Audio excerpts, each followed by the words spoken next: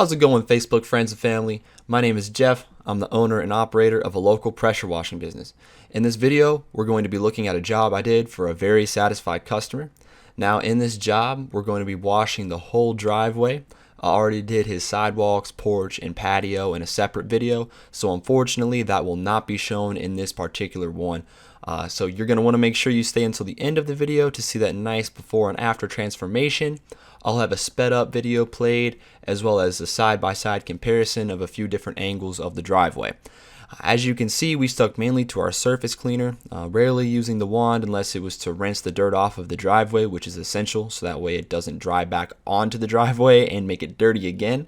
I also used the wand to get the harder to reach spots while also making sure I did not cause more damage to the cracked driveway, as the surface cleaner only works on flat surfaces.